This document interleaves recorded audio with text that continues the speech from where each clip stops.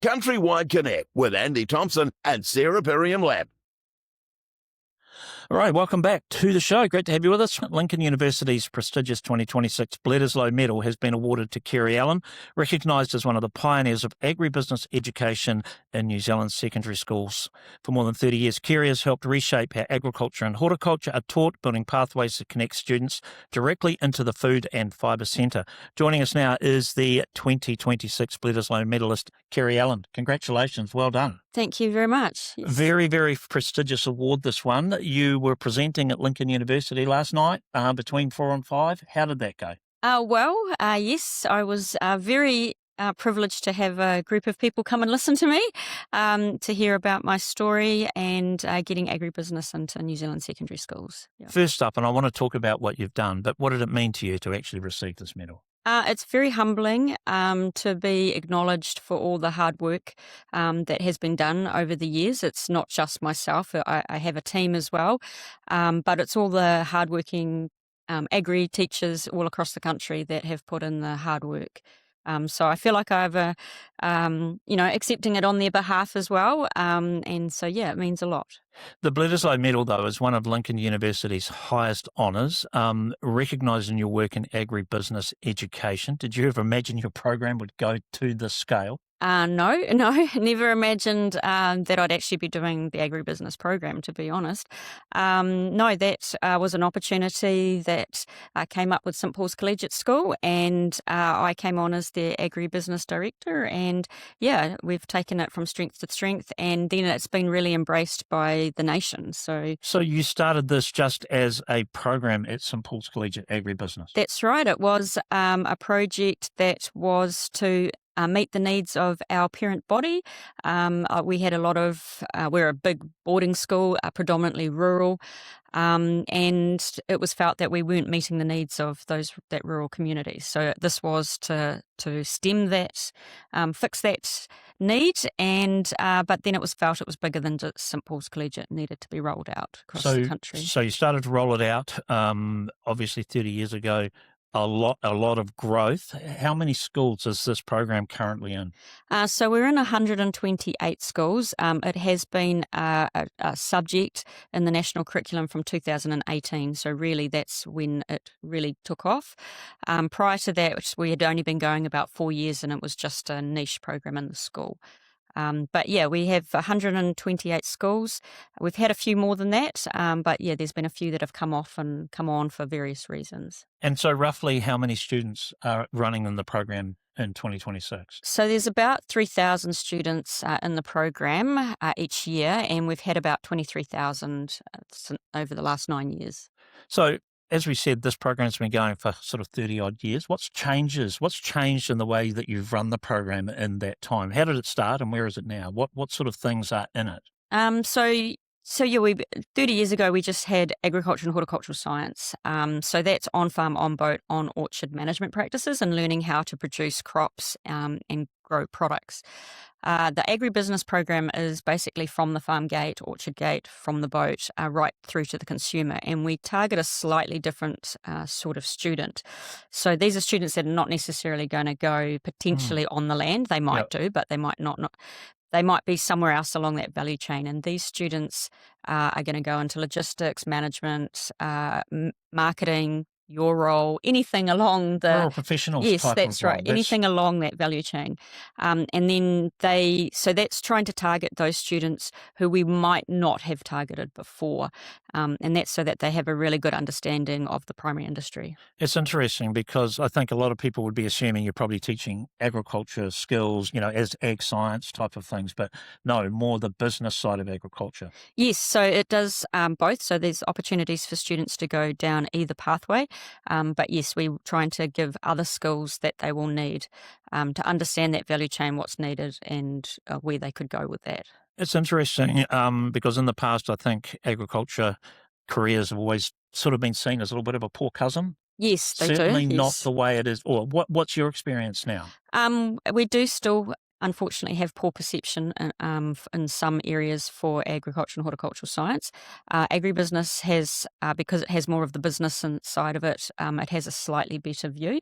But basically, we're just trying to make sure that everybody's aware of all those careers that are out there, because if we don't make them obvious, then who is going to? Is that changing, though, that perception? Yes, it is changing. Yeah, it is. And what do you think's behind that? What's driving that change?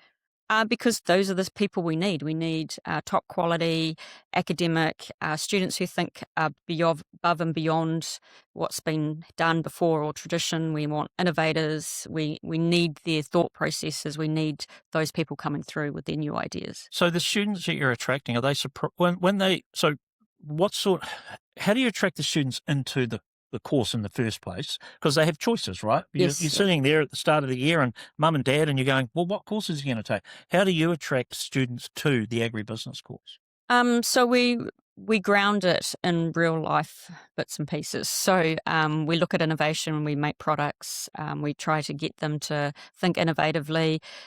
We ensure that everything we do is also related out to there in the business and with agribusinesses. So we try to connect them with agribusinesses as well to see what's out. See what the real job is and what's done. But we also want, if they're going to be an accountant or a lawyer, we want them to be the best accountant and lawyer they can be, but also come back into industry and understand the primary industries, so that they have a full understanding of how they can take that better and move that part of the business much better forward. So give me an idea of what an average student agribusiness curriculum looks like. So in Year 12, they do cash flow forecasting. They look at future-proofing and what the influences are on businesses. They look at business structures, and particularly cooperatives, because as you know, we're the biggest cooperatives in the world. But we also have Māori incorporations and Māori trusts, which are nowhere else in the world, and 40% of agribusinesses are either one of those.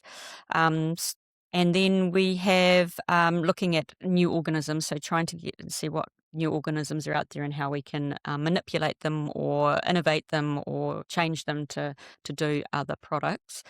Then in Year 13, we're moving into future-proofing strategies. We look at capital expenditure, to strategic expenditure, and then looking at value added, so right along that value chain and looking at all the different areas that we can improve products. So you had a bit of a battle last year, though, with the changes in the secondary school curriculum. Talk to me about that. Yes, so the Minister announced a list of subjects that were going to be dropped out of the subject list. Agribusiness and agriculture and horticultural science were two of those. So that happened, and I basically lobbied a lot of people got a lot of people to come on and help me to lobby the Minister to get those subjects back. So agribusiness has gone into business studies curriculum, so it will be clear and visible in that subject, and ag hort science is back at Year 12 and 13. We do also have a primary industries vocational pathway subject that's going to be offered as well. At this stage, is that more practical based, that one? Yes, so we're more using the skills standards. So going out on farms and that sort of thing. Yeah, okay. Yeah. So that's good, because that's important, because I remember we were talking just before we started this, and I did fifth form agriculture and fifth form animal husbandry, and you said you did as well, right? Yeah. But that was very practical based. Yes. We did genetics. We had a school farm at Waimea College where I was, and I remember at the time really enjoying learning the science of agriculture, then going back and then be able to put it onto the farm. I was growing up on a farm. So it's good to see that unit standard, that actual practicals and that ag hort science is still there. The really cool thing about this, as far as I can see, is it drives interest, I think, in the ag sector, and then leads through, right, to universities like Lincoln University. You must have a very strong relationship with them, with the universities? Yes, we do. So the program links really nicely in with first year, either agricultural science or agricultural commerce or marketing or any of those sort of food marketing type degrees. But not only that, but also the diplomas. So we've tried to dovetail it in nicely so that the students go there not already knowing a little bit, Not all, obviously, but enough that they feel comfortable, and that's going to ease their way into university. Do you have any idea of the retention rate coming through these courses, these classes, and going into the universities? Not into the universities, no, but we have had a study done, and 3.6 more likely students, if they've done the agribusiness program, will go into the primary industry in a vocational pathway. Yeah. So, the stats prove that, if they've gone and done agribusiness, they're more likely to go into the industry. So what do we as a sector, ag sector, what do we have to do better to attract more young people into the ag business? Because they're the future of our sector, right? That's right. I just think we need to make sure that they have a good understanding of what is out there. I don't think they're fully aware of all the careers that can occur in the primary industries. That's endless, and the potential is enormous.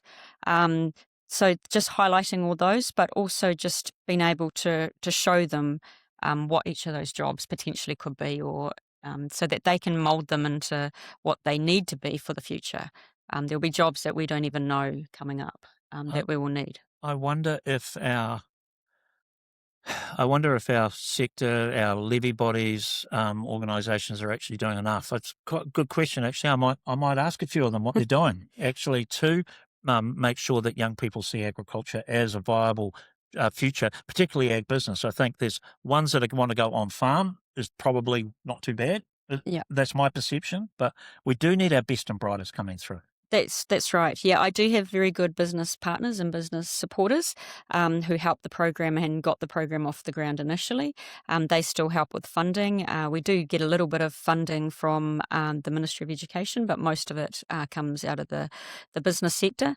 They definitely are working really hard to ensure that we get students coming through. All right, Kerry, lovely to meet you. Thank you so much for coming in today. It's been fantastic to chat to you about this. Kerry Allen, 2026 Lincoln University Bledisloe Medalist, business educator, and from St Paul's Collegiate School. Thank you. Lovely to see you. Thank you very much. CountryWide Connect with Andy Thompson and Sarah Perriam-Lampp.